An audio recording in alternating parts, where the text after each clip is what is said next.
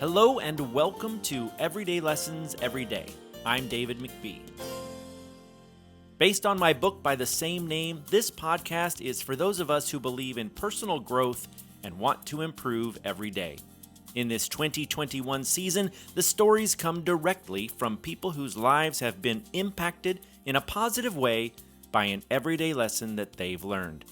This is episode 30. Following Your Creative Impulses with Wilene Dunn.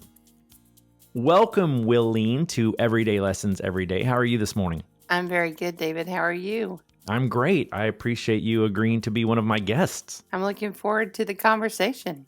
Me too. I know that based on our past conversations, you've probably got some really good nuggets they're going to be exciting to share. So I want to get right to it. But first, I like my listeners to know a little about the guest. So can I have your 30-second resume?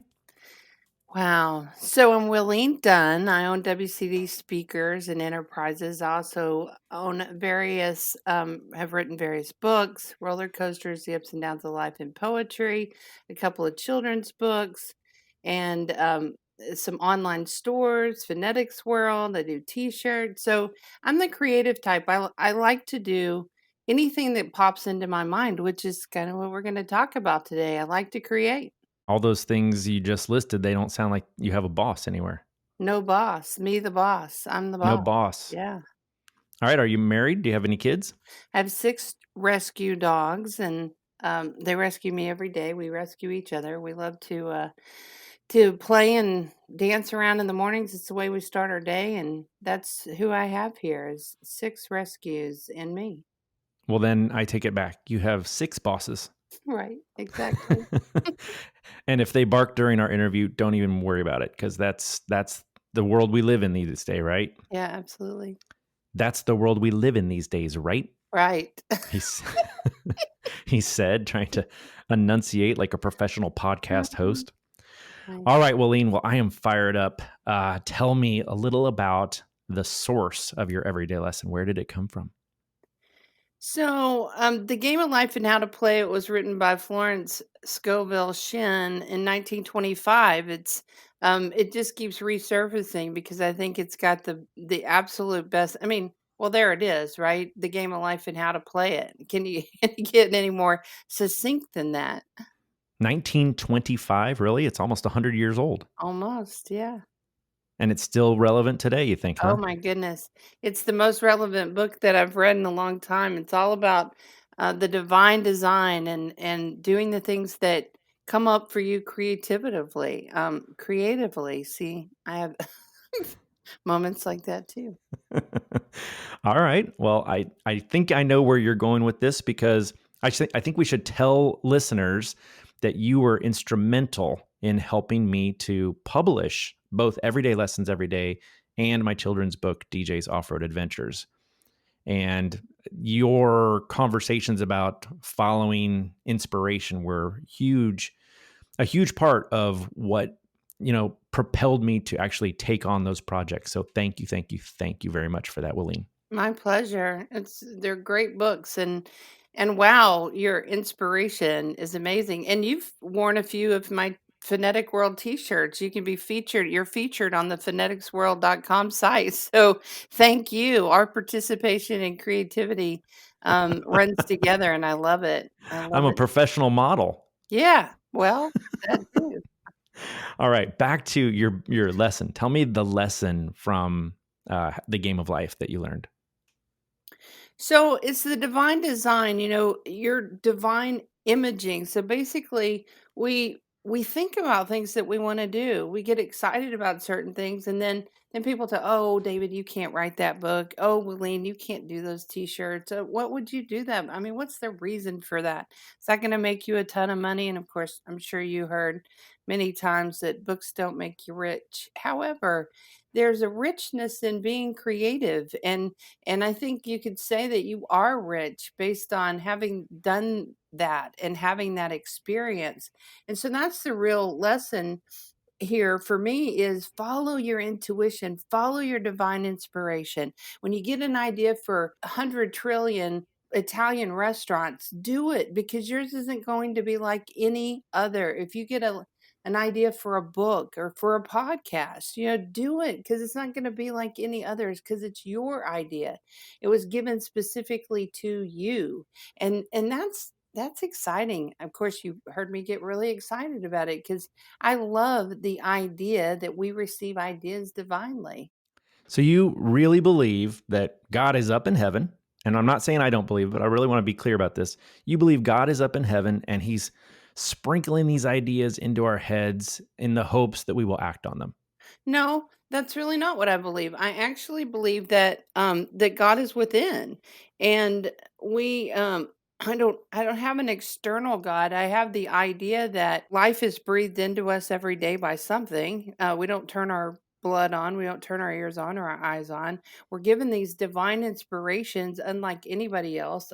No one in this world has a book called Everyday Lessons Every Day except for you. Like, it's not even out there. So where did that come from and why is it yours?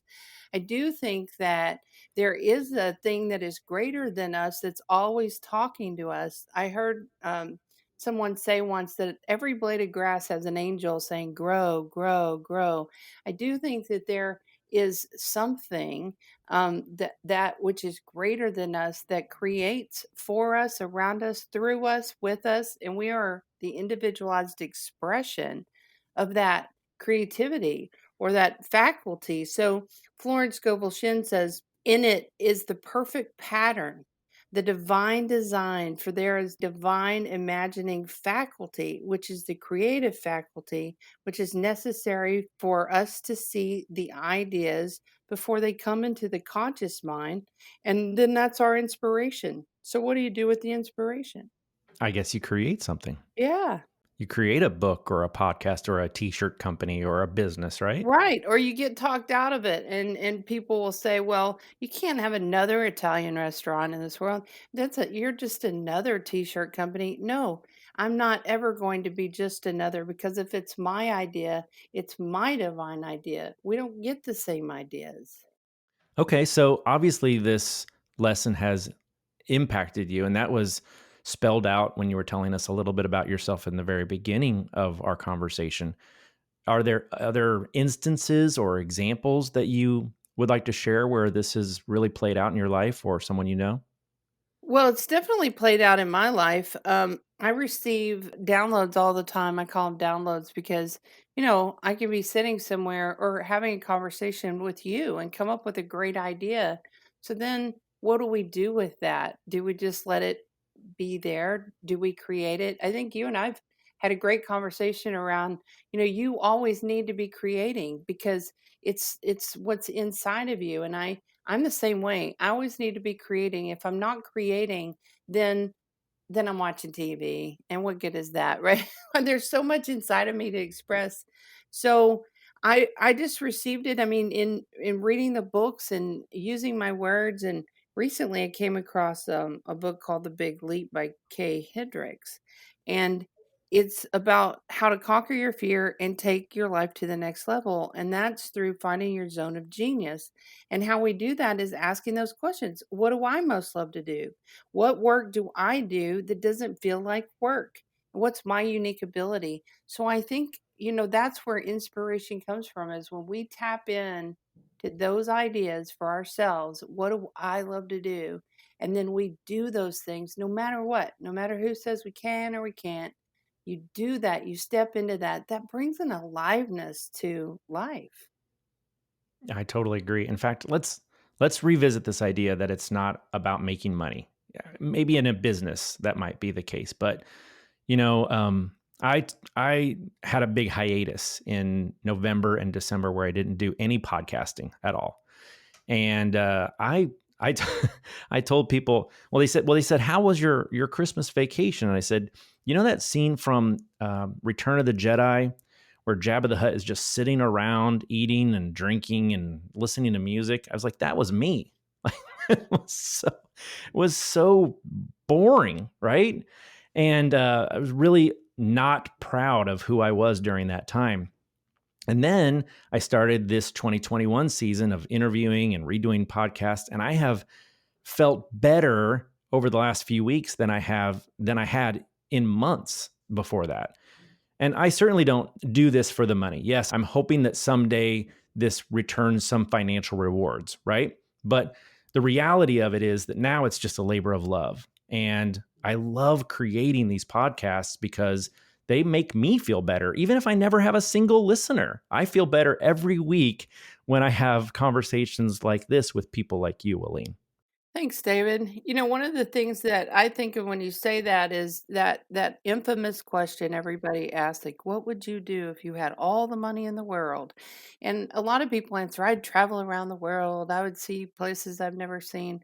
And for me, I always say I would create every idea that has been divinely given to me. I would have every idea that I've ever thought of in this world. And I think that, yeah, whether or not it creates a financial windfall, it creates a richness in my life where I'm getting to create the things that I was given. And I think then you do have the opportunities for those to turn into whether they be income directly from that thing, or like you and I are working together on speaking, and you being a keynote for a lot of organizations that you can step out into. So maybe the book doesn't necessarily, or the podcast doesn't necessarily make money, but as you do the things you love to do and you put those ideas out into this world, they have an opportunity to be shared into venues where then they can turn into other opportunities that do create that income. Yeah. Now, Aline, do you have any divine ideas right now that you're kind of sitting on that you want to tell me about? Oh my goodness. Um, well, I always have ideas. One of the things I know. is, I'm surprised you hesitated to even answer. I well, figured you'd because have I'm three or trying to four. figure Oh, you were trying to figure out pick what which one. direction to go with what ideas. I really enjoyed the process of writing my poetry book. I think it had a real healing aspect on a relationship that I'd just come out of. So I have some ideas around more books, more poetry books that express, similar to your book, Everyday Lessons, that kind of take you through a journey of healing in whatever situation. So the first one, Roller Coasters, the ups and downs of life in poetry, was about coming through a relationship, and there's healing in that. And also, so I have a lot of ideas from that perspective, and also a couple of businesses that are semi-launched that I think can bring real help into the world by being launched. So there's some stuff going on. As I figured, Aline. Okay, so our listeners are sitting here going, all right, I've had this idea forever. And now, hopefully, this conversation between you and me has inspired them to take action on it. If not for the financial gains, the intrinsic value of what that will bring to them. What advice do you have for them? You know, you saying that reminds me of something. My very first book was a children's book, and it really talked about when we talk to God or that which is greater than us. Some people use the word universe now, but when we just say the things that we want, um, what where does that go? What happens with it? And they're just words, but they're not just words, because words are so creative. And so when you said that, I remember writing my first book and having a mother come to me and say, my son asks me every time we pray, what is this doing? Why am I doing this? Where are these words going? And she said, your book gave me such clarity to tell him that when we speak words out loud, they matter. And so when you ask God for things or that which is greater than you, um, then those things begin to happen. So one of the other books by Florence Scovel Shinn is the Your Word is Your Wand. So when you speak things out, those things begin to line up for you. So if you have a great idea and you want to pursue it, number one, know that it's going to touch someone. There's going to be someone that resonates with you on that level. So you can be guaranteed someone in this world will be touched by what it is that you're going to create. Number two, use your words, talk about it, let people know what you're doing so that it can create, so the right people can show up, so that things can be aligned for you. And then if you want income from those projects, then pursue that. Start talking about the level of income you want. I think it's really important to say what it is we want. Ask so it's given to you. Just start talking about those things, asking people for help. Get out there and be inspired to inspire. That's gold, Wilene. Just pure gold. This is like exactly what I hope for in every episode of Everyday Lessons Every Day. Those words are brilliant, and I hope the listeners walk away from this podcast inspired and encouraged to listen to their instincts and to pursue their goals and their dreams. Thank you very much. You're so welcome. Thanks for inviting me today. It was fun. Absolutely. And before we go, why don't you tell people how they can get a hold of you if they'd like to reach out to you? So I'm at Wilene at WCDenterprises.com. And that's WILENE at WCDenterprises.com or 713-518-4914. That's my phone. I Dang, love you're putting your phone number out there for the I whole am, you world? know what? I love contact, and, I think that the more we're connected and can go through and encourage each other to explore our dreams and to figure out our ideas. I mean, I coach around that. I help people take those ideas and really execute them. Sometimes you just need somebody to tell you that you can, and also just a team that can support you in doing what you wanna do, like we did with you and your books, and that you've done with me in this moment, being able to share my what it is I know and some inspiration. So we help each other.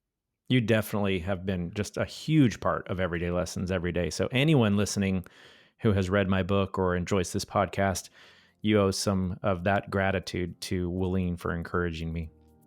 So, thank you so much, Wilene. I'll let you get back to your day, and I'll see you next time. Thanks, David. And this, my dear listeners, is the part of the podcast where I read your mind. Yes, I know what you're thinking. You're thinking about that business you wanted to start and didn't. And then you're remembering how you felt when you saw someone else create it. Or maybe you're thinking about that book or song or play that has been rattling around in your head for all these years, but that you haven't taken the time to create. And you're wondering if there's any truth to the idea that your creative impulses are divinely inspired and what it might mean that you've been ignoring them. Well, I hope you feel inspired today. And so I challenge you. Write inspiration on your wrist. And every time you look at it, I want you to think about those ideas you've had over the years and the ones that come to you every day. And I want you to make the time to act on them. Let me know what happens when you implement this lesson by reaching out to me personally or posting your story on social media with the hashtag EverydayLessonsEveryday. And if you like this podcast, please share it with a friend. Let's see if together we can make the world a better place. Finally, if you or someone you know has an everyday lesson that they'd like to share, I'd love to hear from them. Put us in touch. I can be reached at david@davidmcbee.com. I'll see you next time. Now go out there and do something awesome.